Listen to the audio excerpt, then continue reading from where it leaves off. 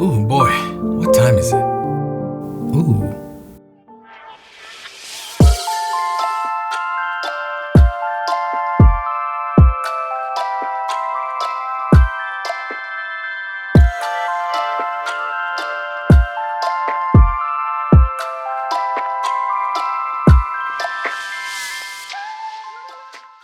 This is the Freya by Wuche Studio, a keyboard with some unique features and takes some elements from the Icky 68 and Mammoth 75.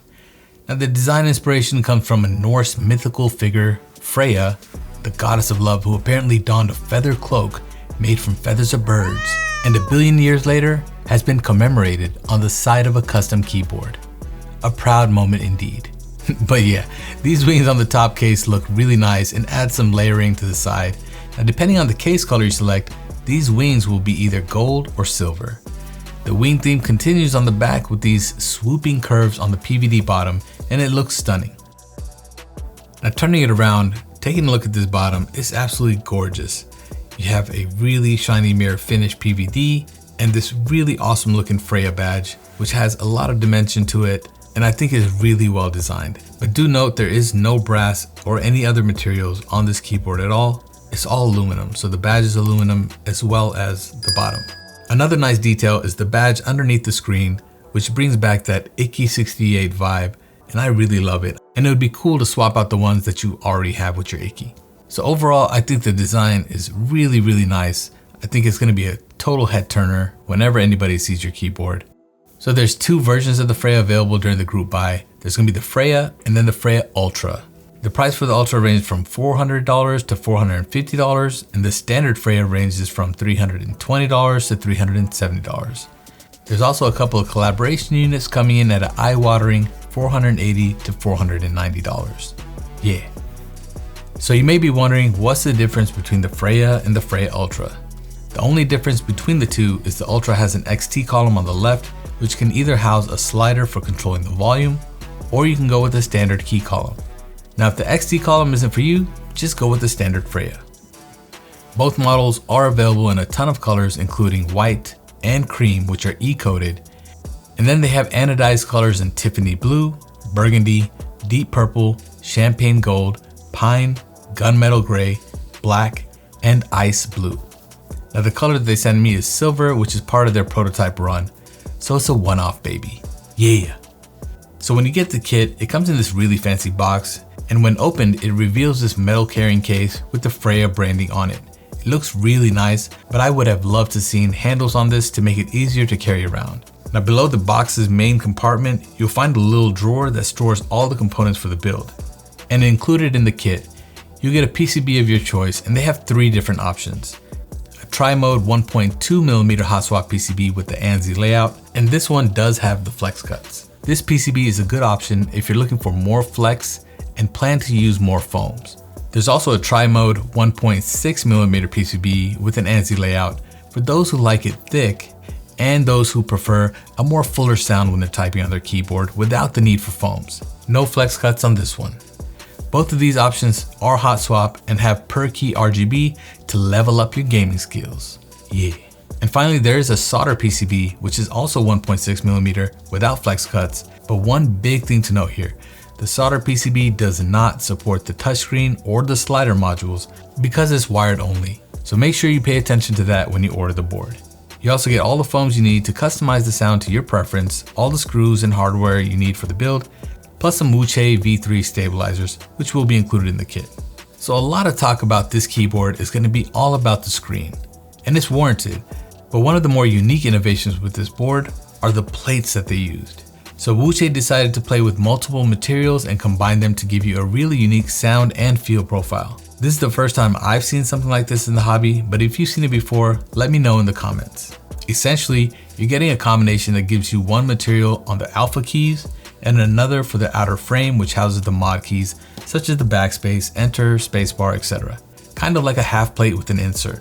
So when I first pulled this out, I thought, man, it might be another gimmick for a quote-unquote softer typing experience. But to my delight, it actually does create a pretty unique sound profile. Check it out.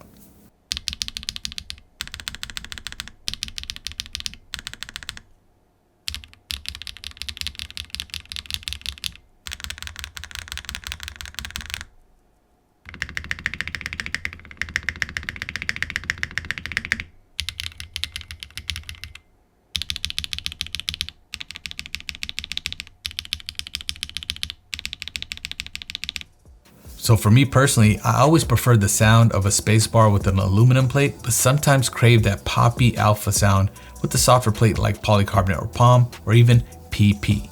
These plates give you just that. It's kind of dope. Now the alpha pieces are screwed down into the plate, so I'm interested in seeing how it holds up over time. They're also allowing you to DIY your own combos as an extra during the group buy, which I'll link in the description below.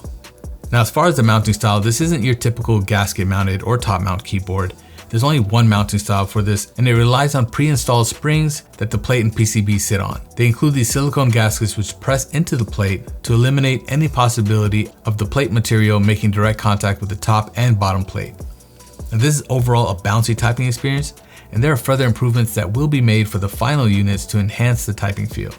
Now with this mounting system, there is a slight bit of pinginess that's probably coming from the springs. I really can't figure it out myself, but using some of the foams like the case foam should alleviate that. It is slight, but I wanted to make sure I point that out. The mics may pick it up a little bit more than it is IRL, but at typing distances, I don't really hear it, but when I put my ear to the keyboard, I do hear it.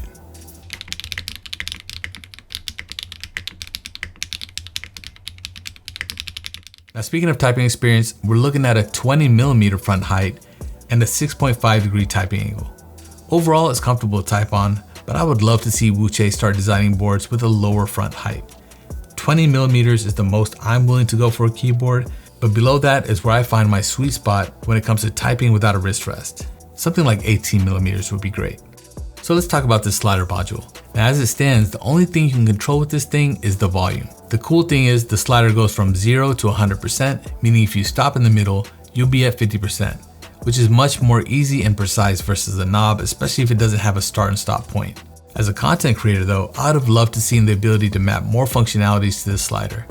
A second layer with the ability to zoom in and out of a Premiere Pro timeline would have been clutch. Here's hoping they can do something like that eventually.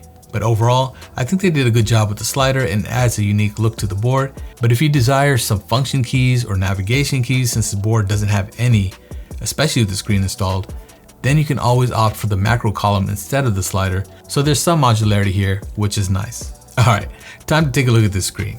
So big disclaimer, the screen I have is running a very early version of the firmware, and a lot of functionality is still not working. I did get a chance to update to the latest, which made it run a lot smoother than some of the other prototypes people have received, which was really good to see. Now as the firmware does get improved, I'll try to report any findings during my Twitch streams, so give me a follow there on Twitch, so you don't miss any updates about this board.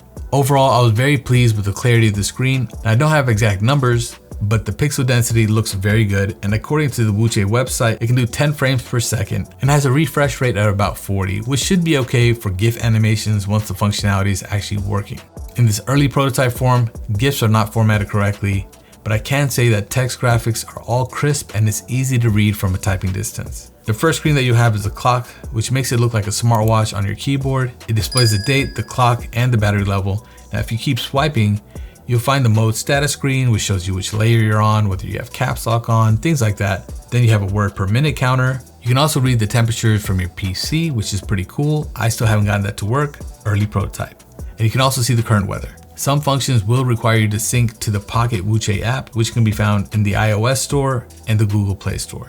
Now, as far as the build process, it's something that I would categorize as above average to advanced, mostly because of all the cables that need to be plugged into the PCB. There's a bit of cable acrobatics that needs to happen. If you guys would like to see a build guide video, leave a comment down below and let me know, and I'll have one up before the group buy starts to ship. That way, whenever you get your board, you have something to watch to help you build it. Just put it down in the comments. There will be some changes to the final units which should make it easier to build, like pogo pin structures and a magnetic PCB and daughter board, so I'm excited to see those improvements as well. So yeah, overall, what do I think about this keyboard? It's a unique design with some features that will turn some heads for sure. The typing feel is bouncy and the sound is pretty good. I really like the new plate concept, and I can totally tell that I'm typing on 2 different plate materials. It's really unique. I'm not picking up any unusual hollowness without foams, but I am picking up a tiny bit of ping, which a little bit of case foam could take care of. It could be just a proto issue, and it's honestly not something you really hear while you're typing, but if you get up close, like I said, you will hear it. I would have loved to seen a lower front height on this board, but it's not something that would deter me from picking this board up. The price is steep, so if the XT column isn't for you, save you some money and get the regular Freya. But But if you do want to have the slider or that XT macro column, you might want to go with the Ultra and swallow that extra cost. Here's a couple of sound tests, one with no foam and one with all the foams on a non-FlexCut 1.6mm PCB. Enjoy the sound test and let me know what you think of this board. Drop a like on this video to spread the love and subscribe to see more of Clackbait content. Peace.